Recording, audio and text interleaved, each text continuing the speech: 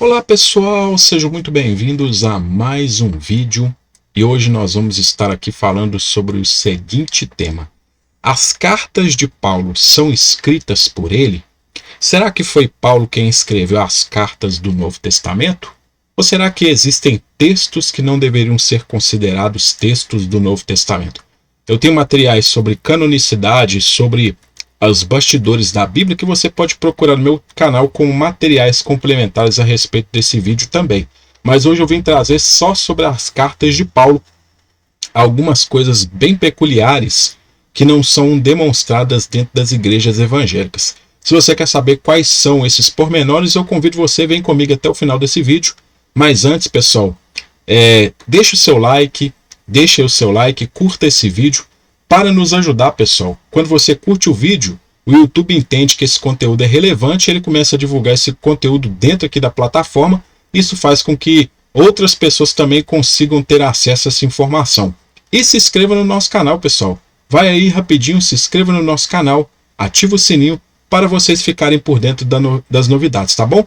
Lembrando que se você quiser adquirir algum dos meus produtos, tanto o curso de teologia, como qualquer um dos materiais que são transmitidos nos vídeos, como esse daqui, que vai ser colocado aqui hoje, você pode entrar em contato comigo, os contatos estão na descrição do vídeo, e você pode estar adquirindo esses materiais, tá certo?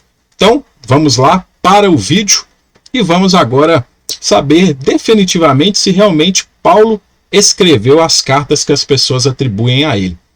Quando comparamos as cartas de Paulo com o livro de Atos, o autor dos Atos, escrevendo já depois da morte de Paulo, não dá a menor mostra de conhecer a epistolografia paulina e nunca nos mostra Paulo escrevendo ou ditando uma única carta. Esse fato causa perplexidade desde o século XIX.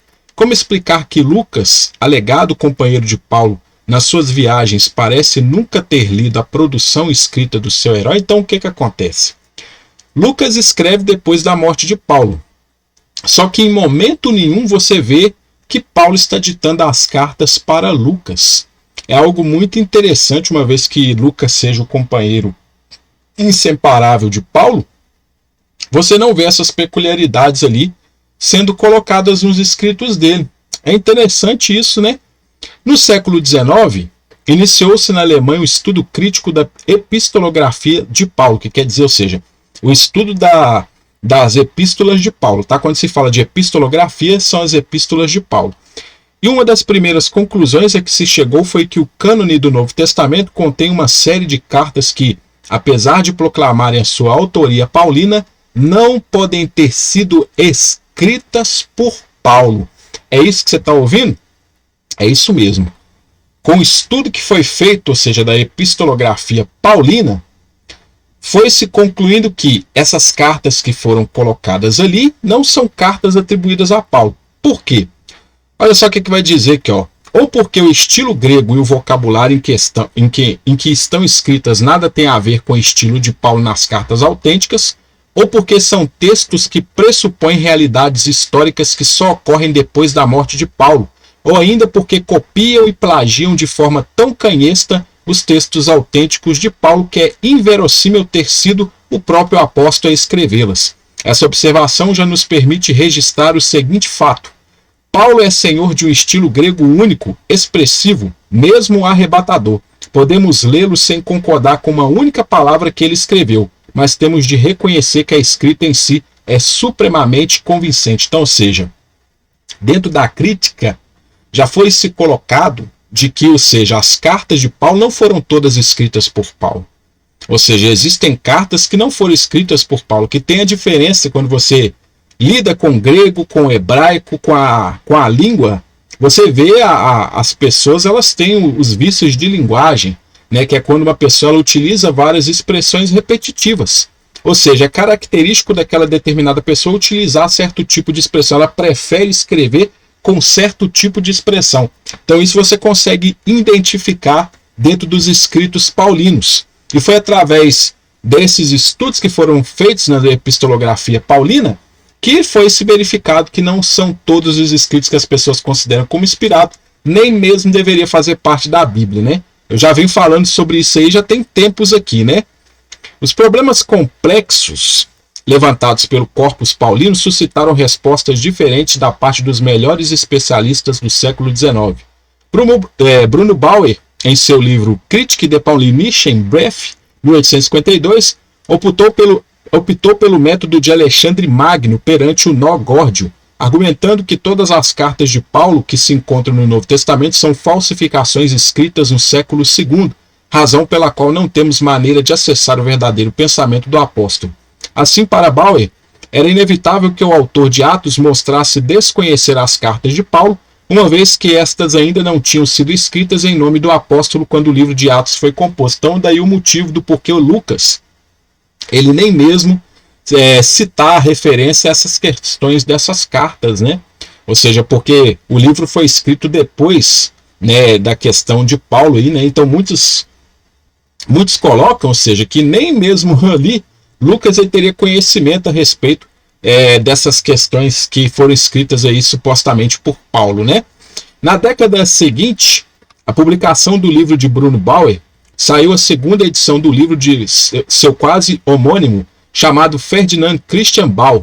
Nessa obra, Paulus de Apostel Jesu Christi, Bauer argumentou que as epístolas paulinas que integram o Novo Testamento são falsificações, à exceção da carta aos Romanos, Gálatas e das duas cartas aos Coríntios, ou seja, o resto joga fora. Só tirando Romanos, Gálatas e 1 e 2 Coríntios, o resto ali joga tudo fora. Ao longo do século XX, inúmeros novos estudos foram produzidos sobre a epistolografia de Paulo, e hoje a opinião consensual, pelo menos nos meios acadêmicos internacionais que estudam o Novo Testamento sob um prisma linguístico e histórico, é que existem 7 cartas autênticas no cânone do Novo Testamento, lado a lado, por assim dizer, com cartas que, de certa forma mais ou menos habilidosa, né, foram escritas em nome de Paulo por autores cuja a verdadeira identidade não temos como descobrir. Então, ou seja, hoje com os estudos, ou seja, existem o quê? 7 cartas aí que são autênticas. O resto pode jogar tudo, descartar como autoria paulina, ou seja, não tem nada a ver com Paulo. Isso, opinião de estudiosos, tá? As fontes, é lógico, sempre estão no final do vídeo para que as pessoas tirem as próprias conclusões, tá? Eu não pego nada na minha cabeça da carochinha como muitos crentes aí, muitos religiosos, porque não adianta você lidar com fé, pessoal, você tem que lidar com fundamentos. Essa que é a questão. No entanto, o método de análise que permite fazer a triagem entre Paulo e o pseudo-Paulo assenta na premissa de que há um grupo de cartas paulinas do Novo Testamento ao qual é possível reconhecer o selo de autenticidade. Em 1995, o teólogo alemão Hermann Detering pôde recuperar a abordagem de Bauer, voltando a construir um edifício argumentativo para propor novamente a tese de que todas as cartas de Paulo do Novo Testamento são falsificações. Aí no livro que trata disso é o De Gefährte Paulus, né? Então esse livro aí, o Ferdinand, né? Esse Hermann Detering, ele trata dessa questão aí de Bauer, né? Que começou lá que todas as cartas são falsificações. Além da questão de como identificar as cartas autênticas de Paulo, há a realidade extra-acadêmica de que nas igrejas do mundo inteiro, todas elas, tanto autênticas como pseudo-paulinas, continuam sendo lidas como textos canônicos e inspirados. Isso é verdade. As cartas de Paulo hoje, elas assumiram uma norma e muitas das vezes os seus escritos eles têm uma autoridade até superior do que Jesus. As pessoas falam que a autoridade final é Jesus, mas na verdade são as cartas de Paulo que regem aí a doutrina das igrejas, né? É nelas que se assenta, a par dos 4 evangelhos, a religião cristã. De fato, nessas cartas que são consideradas como paulinas que se assenta a religião cristã, não nos escritos de Jesus. Os textos de Paulo são textos que ninguém consegue ficar indiferente. As cartas de Paulo são suscetíveis de despertar tanto maior adesão como maior repúdio. Há um fato que não podemos fugir. Lidas hoje no contexto social e político dos nossos dias, essas cartas levantam problemas que não se colocavam no século XVI, quando foram redescobertas no seu potencial renovador e lidas com o maior encantamento possível por todos os protagonistas da Reforma Protestante.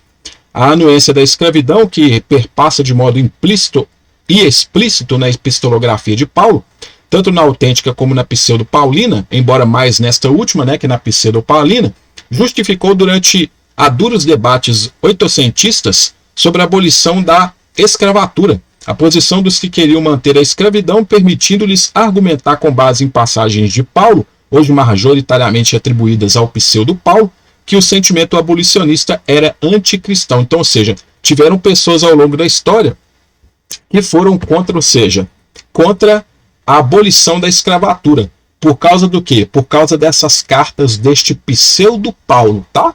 Então, ou seja, muitos que se apoiam nessas cartas aí que acham que é inspirada, essas histórias aqui é lógico que você não vai ver em lugar nenhum dentro das instituições eclesiásticas, ou seja, porque lá o intuito é justamente mostrar para as pessoas a mentira, né?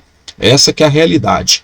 No século XXI, somos também obrigados a refletir criticamente sobre o fato de as cartas do pseudo-paulinas exprimirem pontos de vista, aliás, que legitimaram durante séculos a subalternização da mulher em relação ao homem, ao mesmo tempo que continuam a dar justificativa às hierarquias cristãs que pretendem impedirem as mulheres de acessar a carreira sacerdotal.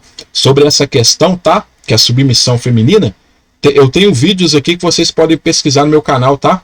Que eu explico sobre essa questão desses termos que são utilizados, que muitos pegam aí para falar que a mulher tem que ser submissa. Então tem justamente textos, eu tenho justamente a análise desses textos aí, vocês podem procurar sobre esses vídeos, tá? Submissão feminina.